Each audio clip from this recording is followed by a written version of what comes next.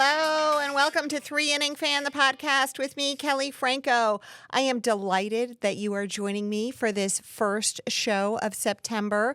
The calendar has unofficially flipped past summer, although the diehards will remind you there are still a few weeks left. And there are also a few weeks left in the baseball season, and they are the best weeks of all.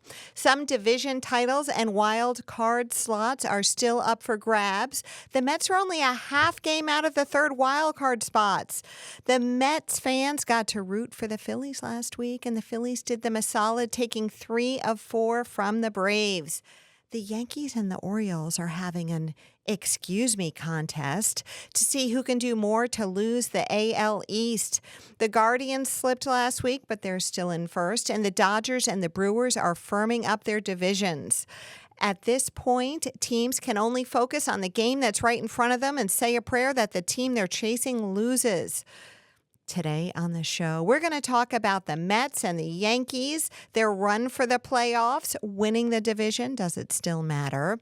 Who made the September call-ups and who didn't, and how their trade deadline acquisitions and pitching look. We're also going to take a quick tour around MLB and keep you up to date on what's happening outside of the New York baseball bubble. So let's start with the Mets. Things are looking up for the Mets.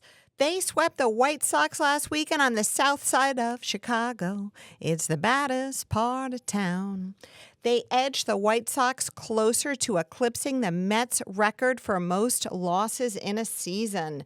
And before that, they split with the Padres, and they took 2 of 3 from the Diamondbacks, both contenders for the NL wild card. They went 7-3 on that road trip. There were a couple that got away. It could have been even better, but I'll spare you my regrets. The Mets beat the Red Sox last night and on Monday night, and they are now a half game out of the wild card spot. They're legitimately hot. The Mets have to look out in every direction. They've got the Padres, the D-backs, and the Braves in front of them. The Cubs aren't far behind. They're 4.5 games out of the wild card. Probably not close enough, but you never know. But as the great Satchel Paige once said, don't look back. Someone might be gaining on you. The Mets have laid the groundwork for this wild card run, and I want to tell you about it and talk about a few trade deadline acquisitions as well.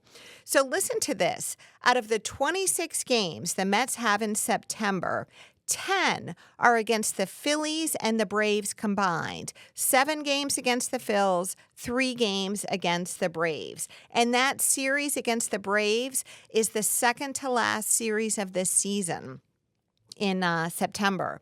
So listen to this. The Mets have laid some good groundwork here, and you may not even know about this.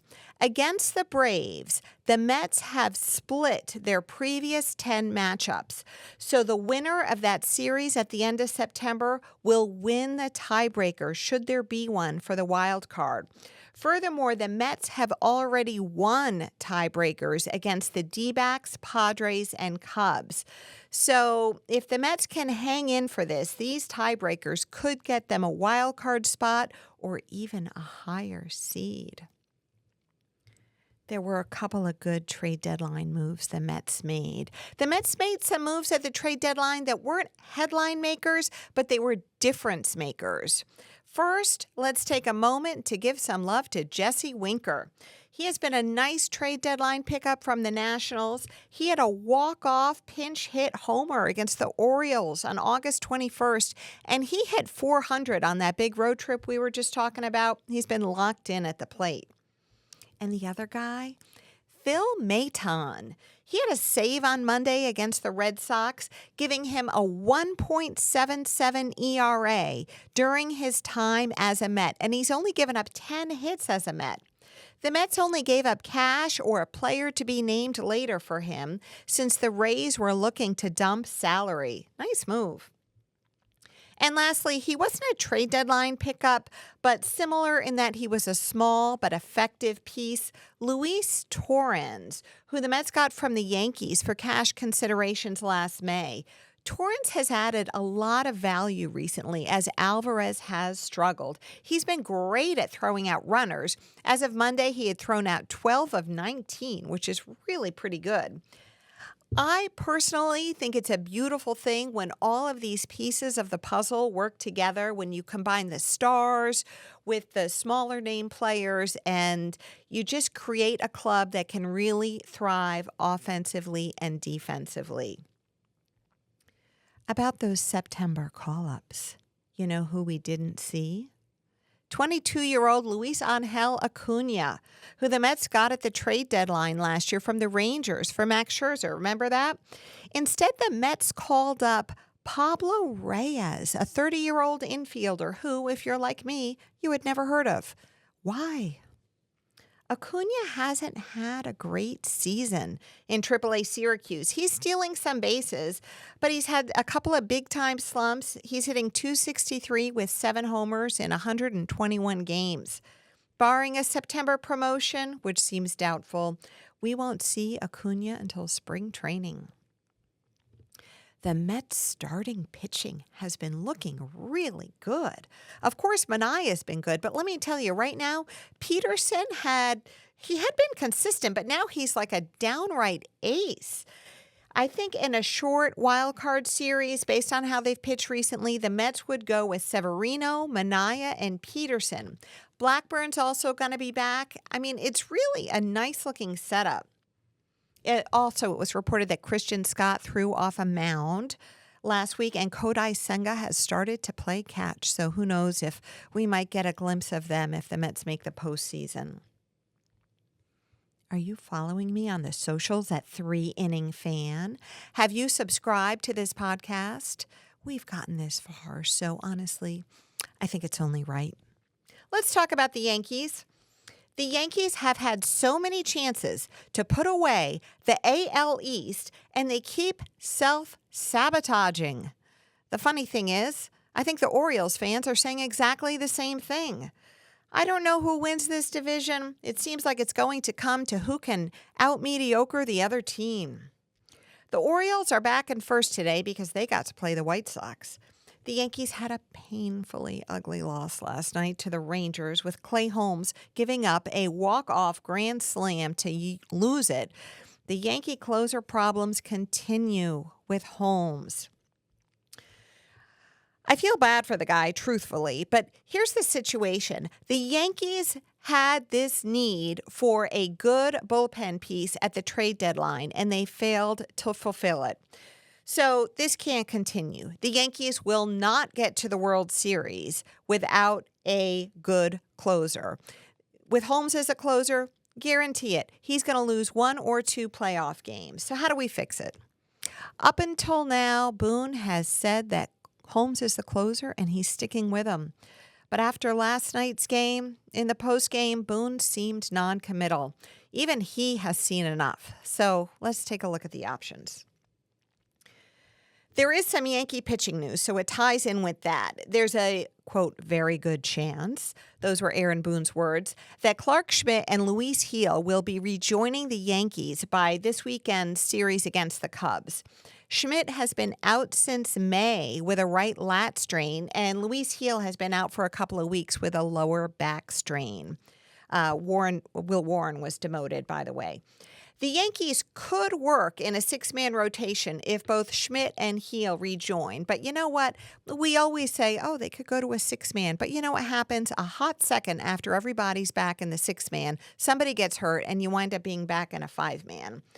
So what I wrote yesterday to prepare for this show was that in the postseason, I foresaw either Schmidt or Gil heading to the bullpen. But after last night, I now think Gil should go to the bullpen to close. Look, he should be on an innings limit anyway. Since he didn't pitch at all last year, he pitched 4 innings in 2022 and 29 innings in 2021. I think, in the bullpen would be as good a shot as anyone to close. Other options could be closer by committee, or you could go with Tommy Canley. If you did by committee, it'd probably be Canley, Cousins, and Luke Weaver. But they have to figure something out. You know who would help the Yankees win the division? Jason Dominguez, the Martian. their prize prospect that slayed in the 8 games we saw him in last year, although he admittedly underwhelmed at the Little League Classic a few weeks ago. The Martian, as he is called, did not get called up in the September call-ups, which consist of a meager 2 players these days. Why? Well, the party line is that there's no lane for him because Verdugo is in the lineup. Now, Verdugo had a nice hit last night, but come on. Another reason, the show behind the show, as I call it, when I take a look at the backroom rationale for the decisions clubs make, is that the Yankees want to preserve Dominguez's rookie status for next year. If he does not exceed 130 career MLB at-bats, he currently has 35, he can be eligible for rookie status next year. And if he is a rookie next year and wins Rookie of the Year, the Yankees will get draft pick compensation for 2026. This rule is known as the Prospect Promotion Incentive. It was part of the 2022 collective bargaining agreement. So for now, the Martian stays in the minors. But he is on the 40-man roster, so there's a chance he could make an appearance in September, or at least at some point before the season is over, and the Yankee fans will continue to clamor for him. Juan Soto had a horrible game in the outfield on Sunday night against the Nationals, and he's having noticeable trouble against lefties. And you know what? He will still get $500 million this offseason. In fact, I was thinking about what Soto's contract could be, and I was thinking about how Ohtani's contract last offseason was going to skew future contracts, and not because of how much money Ohtani got, but because of the massive deferrals in his deal and the fact that they are being paid without interest. You will recall that Ohtani signed a 10-year, $700 million contract with the Dodgers last offseason, with $680 million of that deferred without interest. Now, you know I eat up the business side of baseball, and this deal was like a Chateaubriand for 2 that I got to eat all by myself. Ohtani's deal was valued at $460 million for MLB's competitive balance tax. That's the luxury tax to you and me. And so that tells you that the contract is actually worth that. It's worth $460 million, not $700 million, when you figure the massive deferrals are being paid without interest. So you have this situation where you have to look at the flashy headline for what the contract is worth and then what the contract is really worth. Not that the luxury tax value of $460 million isn't a lot of money. I mean, it's basically what I pull in for this podcast every year, but it's not $700 million. Ohtani's contract set a precedence for the massive scope of the deferral and the fact that it's being paid without interest. $680 million deferred, no interest. So bringing this back to the present, will Soto get $500 million? Yes, he will. In fact, he'll probably get more, maybe $600 million. But again, that will be in name. It will likely contain large-scale deferrals since Ohtani's contract has set this precedent. And then we'll have to wait for the accountants to tell us what the contract is really worth. Let's talk about winning the division. We place a lot of emphasis on winning the division. And if you're one of the 2 division winners that has the best record, you get to skip the wild card round. You get a bye for that first round. That's huge, right? Or is it a curse? Do you get to rest or do you get to rust? I can't figure it out. Every year, if you gave me the choice, I would say I want my team to win the division, okay? As long as they can be one of those top 2 division winners with the best record, so my team gets the bye. I want my team rested. I want my pitching rotation in order. I want a fresh bullpen. So why in heck has it been such a curse in the playoffs since they have expanded to be a division winner that gets the bye. Well, okay, it's an overstatement to say it's a curse, but let's look at it. In 2022 and 2023, in the National League, the top two division winners failed to advance beyond the division series. That was the Dodgers and the Braves, both years. And last year, the Orioles, who had one of the byes, went down in the wild card to Texas in 3 games. And Houston, the other team that had the bye in 2023, lost the pennant to those same wild card Rangers. And then the 2023 World Series featured 2 wild cards, the Rangers and the D-backs. And in 2022, Philly, which was the number 6 seed, made it to the series. So does the division still matter? I still say yes, especially in this era when bullpens are so taxed from starters not going as long as they used to. I'm not ready to give up on the importance of winning the division, especially with a small sample size of only 2 years in the expanded playoffs. But if the wild cards outplay the division winners again, I may have to revisit. You know who else might care about winning the division? Aaron Boone. Let's have a little more of my show behind the show here. Boone's contract goes to the end of this year with a club option for 2025. A World Series win makes it certain that Hal Steinbrenner would pick up that option. But absent that, Aaron Boone is going to be on the hot seat. A division win for the Yankees would at least help him, maybe encourage the Yankees to pick up that option. Let's hop around the league a little bit. And in the category of let's give them something to talk about, the team you're not talking about, the Brewers. I get caught up in the New York baseball bubble, and if you do the same, let me just give you 2 minutes on the Brewers here because you should know what's going on with them. They are first in the NL Central by 10 games, and they will win that division. That's the largest division lead in MLB. They're also only a couple 3 games behind the Phillies for that second seed spot in the NL. The Dodgers have the first seed right now, and remember, only the 2 division winners with the best record get the bye. So the Phillies could get edged out by the Brewers. Imagine that, and the Phillies could have to play in that first wild card round. That's something I might not have predicted a couple of months ago. The Brewers have some young players that are worthy of your attention because they're carrying the team. The first one is 20-year-old rookie outfielder Jackson Chourio. He signed an 8-year, $82 million contract last December when he had 0 big league at-bats. He had a slow start, but in the past 3 months, he's been playing like a superstar, hitting .319 with 13 homers and a .915 OPS.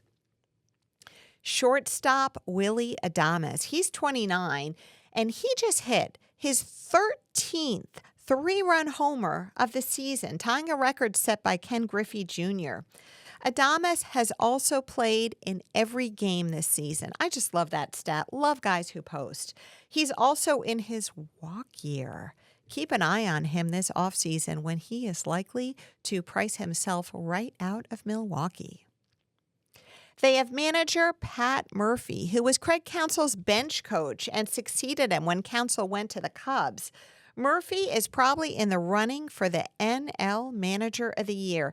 He's managed this team to the brink of a division win while losing Christian Yelich and pitcher Brandon Woodruff to injuries this year. He has no big names in the rotation except for Freddie Peralta, and he has used 17 different starters this year. I don't get to watch the Brewers as much as I'd like to, but let me tell you, they steal bases. They're third in MLB in steals. They hustle, they get the runner over, they play hard, and they're not glamorous. They're like the guys who did their homework. Maybe that's why no one's been talking about them, but they're going to be in the postseason. Now remember, the Brewers have never won a World Series. They did get there in 1982 and lost to the Cardinals in 7 games. Let's talk for a minute about the Orioles, because if you're a Yankee fan, you need to keep your finger on their pulse. The Orioles have had a bad case of the injury bug this year, and it has especially afflicted the starting rotation. In fact, they have had at points an entire starting rotation on the IL. The waiting room at the local orthopedist in Baltimore just pitched a combined 2-hit shutout. Maybe. They have Grayson Rodriguez, Kyle Bradish, Tyler Wells, and John Means on the IL. That and a recent offensive shutdown have been the reason why they haven't been able to surpass the mediocre Yankees.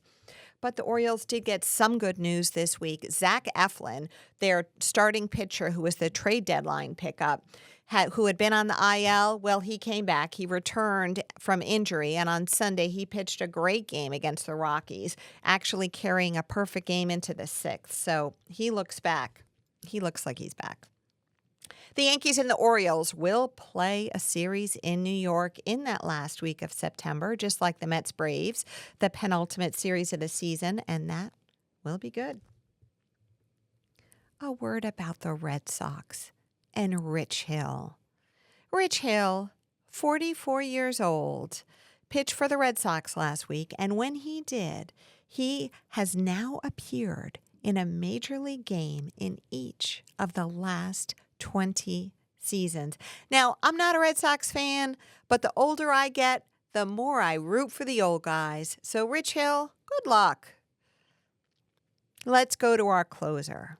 What's good to eat while watching the ball game? Today, we are talking about that old Italian squash that you used to see your grandparents grow, or maybe your great-grandparents. It is, hold on. It is the gagoots. This is a gagoots. Yes, it's a funny name, and you should say it often because the world needs more funny words. It's also funny looking because it's just so big, but also because it grows like as big as a Louisville Slugger. It's baseball appropriate. It's actually spelled cucuzza, C-U-C-U-Z-Z-A, but the Italian-American affect just kind of made it gagoots. I wanted to try growing some this year and was able to get my hands on some seeds from my friend Larry, a fellow paisan. So how does it taste, the gagoots? Like a zucchini and a winter squash had a baby. What do you cook with a gagoots? Well, let me tell you what I did with it. I've made a ratatouille, which your grandparents might have also called jambot. It's like a rustic late summer vegetable stew with gagoots, potatoes, eggplant, zucchini, tomatoes, all cooked to a tender deliciousness. And then you serve it in a bowl with a hunk of crusty bread and a glass of rosé. And as for what else you can cook with a gagoots, to be honest, I'm really not sure. But I better find out.